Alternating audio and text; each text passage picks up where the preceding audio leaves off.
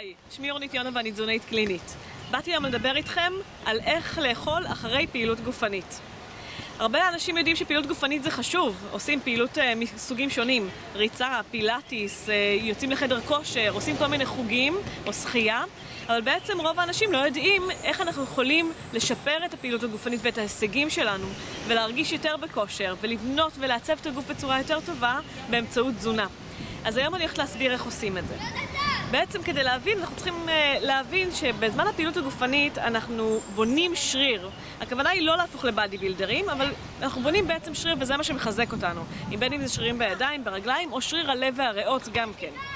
אז בעצם כדי לחזק את השריר ולהתעצב יותר ולהרגיש יותר טוב בין פעילות לפעילות, אנחנו צריכים לאכול נכון אחרי הפעילות הגופנית.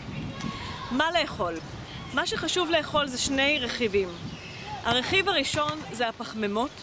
הפחמימות בעצם מחזירות לנו את האנרגיה שאיבדנו בפעילות הגופנית ומעבירות את השריר לשלב הבנייה. ובעצם ככה אנחנו בונים את השריר עד הפעילות הבאה. הרכיב השני שחשוב לנו לאכול זה חלבונים. החלבון זה בעצם אבני הבניין של השריר, וברגע שחסר לנו חלבונים, שזה כל מה שמגיע מהחי, בשר, ביצים, דגים, מוצרי חלב וטופו, אז זה בעצם קצת קטניות. בעצם ברגע שאין לנו את החלבון, אין לנו ממה לבנות את השריר ביתר.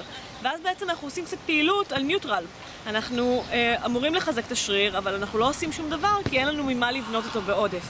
ואז אנחנו לא נראה את זה בעיצוב של הגוף, וגם לא נראה את השיפור בכושר הגופני שלנו מפעם לפעם. אז אנחנו צריכים את שני הרכיבים האלה בשביל לעשות את העבודה בצורה נכונה ולהשתפר מפעם לפעם.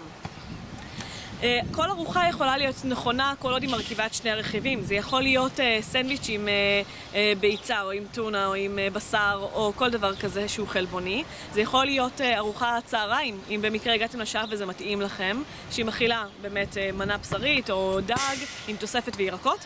וזה יכול להיות גם באמת ארוחה גם כלילה שמכילה חלבון ופחמימה, יוגורט עם פרי וגרנולה או קורנפלקס עם חלב אפילו. העיקר לאכול בסוף הפעילות כדי להעביר את השריר לבנייה ולאפשר שיהיה לנו את אבני הבניין לבנייה נוספת של השריר. עכשיו, השאלה היא מה לאכול. זאת אומרת, הבנו שאנחנו צריכים לאכול, והבנו שאנחנו צריכים לאכול חלבון ופחמימה ביחד בסוף הפעילות. השאלה היא מתי.